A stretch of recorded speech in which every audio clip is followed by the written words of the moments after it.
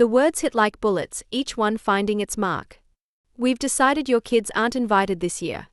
Mother's Day is only for the well-behaved ones, my mother said through the phone speaker.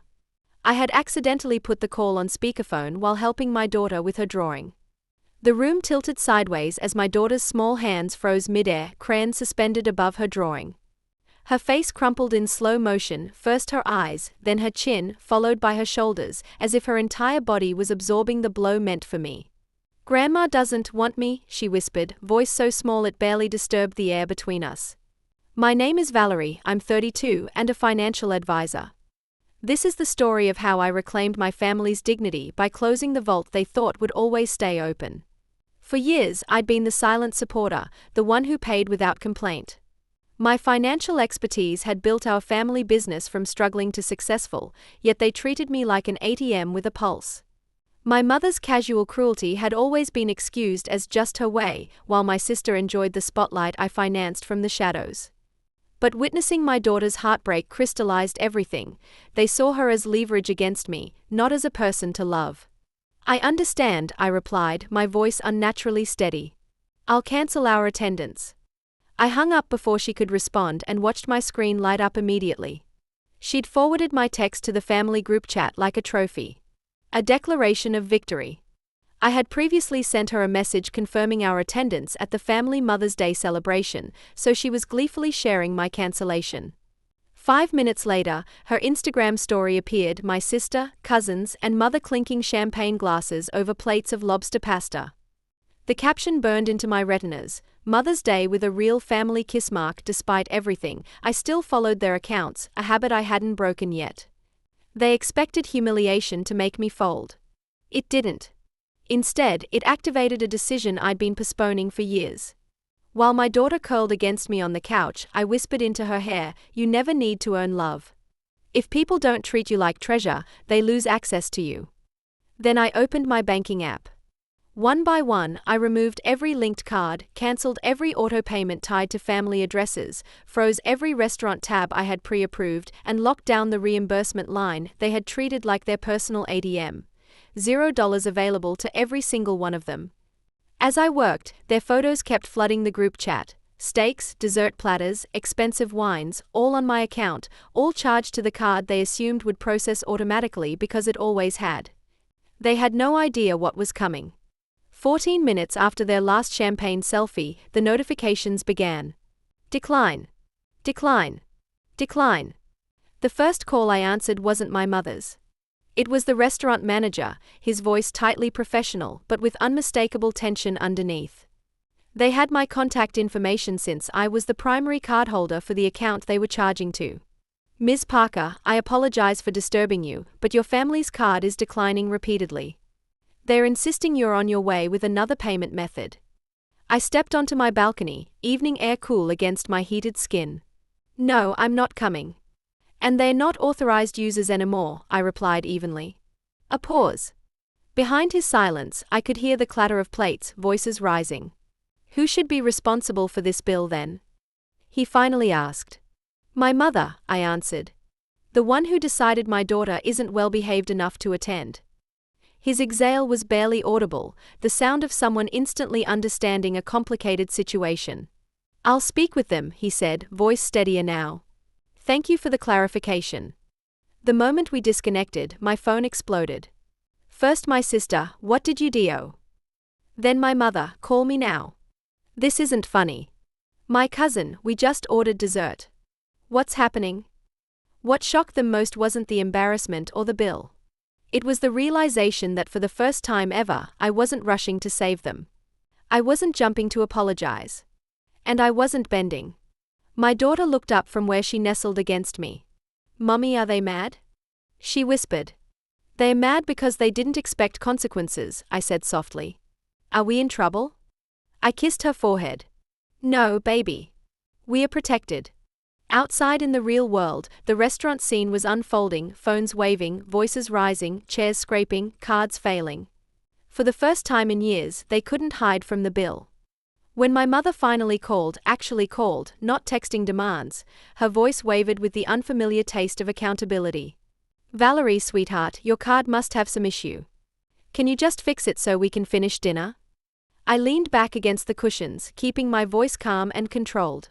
There's no issue. I removed you all today. The beat of silence stretched, then snapped. Her voice switched back to its entitled frequency. You're doing this on Mother's Day? In front of everyone? You're humiliating us. No, I replied. You did that when you told my daughter she wasn't worthy of you. Silence. Then I heard chairs dragging. People whispering. Someone asking the waiter to try again. You better fix this before the entire restaurant sees us being escorted out, she hissed into the phone. There's nothing to fix, I said. Her breathing sharpened. You think you're powerful because you have money? No, I said quietly. I'm powerful because I finally removed access. She tried her last tactic, fake crying, the performance that had worked since I was 10. But beneath the theatrical sobs, I heard something new, fear. She had finally realized they were no longer inside the vault. She was standing outside with everyone else. I ended the call, not angry, just done. My daughter looked up from her coloring book. Is Grandma still mad? She's learning, I whispered. At that exact moment, my phone lit up again. The restaurant manager's message was brief: they're refusing to leave. We need your authorization for the next step. I closed my eyes and exhaled. The choice was clear. I called him back. Which restaurant are you at? I asked, realizing I needed to confirm their location. He gave me the address, Costello's, their favorite spot downtown, about a 15-minute drive from my apartment. 15 minutes later, I walked into the restaurant lobby not because I rushed, but because I took my time. My mother spotted me from their corner table, immediately standing. Mascara streaked down her cheeks, napkins clutched in her fist. My sister crossed her arms like she was somehow the victim.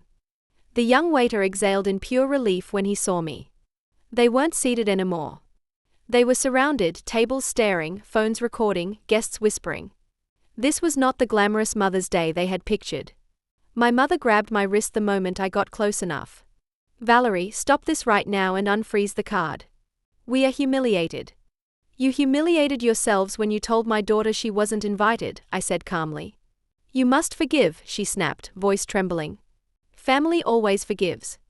My daughter's tiny sob echoed in my memory. Why don't they want me, Mummy? I turned to the manager. You can run the charge through my account, but not theirs. And only for the food already served. Not the champagne, not the extra desserts. Just the basics. The manager nodded. I looked back at my mother. You don't get to keep privileges after you throw away people. My mother's chin trembled. My sister inhaled like she was about to launch another attack, then saw the look in my eyes and backed down. For the first time in my life, they understood there were consequences, real ones. The manager processed the payment. I signed and walked out. My mother followed me into the entrance hallway, clutching her purse, voice thin as tissue paper. Valerie, you're not serious about what you said earlier, right? I turned to face her. I haven't even started yet. She stood speechless, as if seeing a stranger wearing her daughter's face. The elevator doors slid open behind me. I stepped inside slow, deliberate, never breaking eye contact. She remained frozen in the hallway, and just before the doors closed, whispered, "What are you going to do?" I didn't answer because there was nothing left to say, only proof to deliver. After leaving the restaurant, I drove straight home. On the drive, my phone buzzed non-stop. Dad calling. Brother calling. Relatives calling. Screenshots. Voice notes. All of them suddenly concerned. All of them suddenly trying to understand my state of mind. Funny how people only discover urgency when their comfort is threatened. When my daughter was crying, they were silent. When their luxury brunch collapsed, they found their voices. The moment I arrived home, I walked into our living room.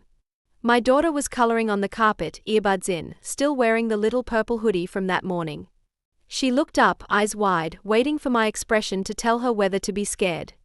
I knelt beside her. I didn't let them talk down to us today. Her shoulders dropped with relief, like she'd been holding her breath too. Then I opened my laptop because people think consequences are just emotional. They don't realize consequences can be structural. Inside my bank dashboard, I opened the Authorized Users tab. Mum. Brother. Dad. 3 names. 3 people who treated me like an ATM dressed in skin. Remove access. Confirm. A window appeared, processing completed. They wanted to play hierarchy. Fine. Let's see how they operated without access to the very woman they declared not well behaved enough for Mother's Day. The next morning, the Real fallout started. 8:07 a.m. Before I finished brushing my teeth, my phone lit up like New Year's Eve. 15 missed calls. 9 voice messages. 6 texts marked urgent. Pick up now. Mom first, then Dad, then my brother, blowing up like a malfunctioning fire hydrant. I answered none. Instead, I poured my daughter cereal, packed her folder, tied her shoelaces. She hummed a TikTok song like nothing in the world was wrong. Because for her, nothing was. That was the point. For the first time, the storm wasn't inside our home. It was happening outside, in the world of adults who thought they ran mine. 10:14 a.m. The bank manager called. Ms. Parker, your mother and brother are here demanding access. We informed them they are removed. They're not handling it well. They had gone to our usual branch downtown where I handle all the family business accounts. I sipped my coffee. Tell them to contact legal, not me. He paused. I already did. 11:02 a.m. My brother sent a photo. Him, Mom, Dad, standing in the bank lobby like 3 VIPs who just discovered their badges no longer scanned. Message, fix this now. 2 years ago, this would have broken me. Now it felt like justice finally remembering my address. At 12:45 while heating pasta, my phone buzzed again, a different number. Ms. Parker, this is Linda from Family Affairs Counseling. Your mother scheduled a mediation meeting and listed you as attending. I actually laughed. They didn't ask me. Oh, they implied you agreed already. Of course they did. They never ask. They assign. I will not be attending. She made a note, and as I rinsed the pan, I realized something. They weren't trying to make peace. They were trying to regain access. Everything had shifted from emotional to tactical. What happened at 3:17 p.m. proved it. My phone vibrated with a FaceTime request from my aunt in Florida. We hadn't spoken in 8 years. The second I answered, she didn't even breathe before launching in. Sweetheart, your mother is hysterical. Why would you do this to your own family? They said you froze cards during Mother's Day. How cruel can you be? There it was. The smear campaign phase. The make her the villain phase. The last weapon they thought they still controlled. My mother must have immediately called her after the restaurant incident. I kept my voice calm. Aunt Olivia, did they tell you they told my daughter she's not a well-behaved child? Silence. Did they tell you they laughed while she cried? Heavier silence. Did they tell you they bragged about a luxury brunch while expecting me to pay the bill they hid from me? She blinked. No, they didn't mention that. Of course not. They don't include context. They only include control. I paused. Aunt Olivia, I'm not punishing them. I'm protecting us. I ended the call politely and blocked her number too. At 5:51 p.m., my mother tried a new angle of video call, holding my daughter's old baby blanket like some nostalgic emotional weapon. Her eyes red, voice cracked. Families fight, but money doesn't need to be involved. You can reverse all this. Reverse? There was nothing to reverse. This is the first time in my entire life I didn't fold, I said slowly. Mom, you're only upset because I stopped funding your cruelty. Her lips parted like she'd been shot. I ended the call mid-sob, closed my phone, turned to my daughter coloring on the floor, and kissed her head. I'm breaking the cycle for her. At 9:28 p.m., my legal advisor texted something that made my breath catch. I had contacted her earlier in the day to discuss permanently removing my family's access to my finances. It's time. 9:43 p.m.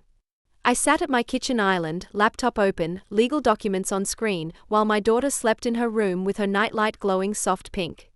My attorney's voice on speaker was steady, clinical. All family-linked accounts, obligations, joint access, and informal authorizations are now formally dissolved.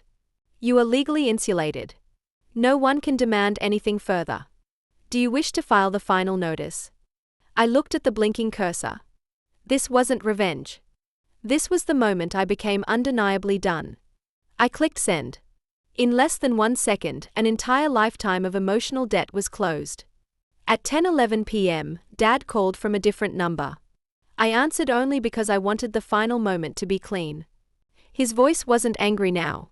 It was thin. Your mother can't stop crying, he whispered. Your brother feels humiliated. They feel betrayed.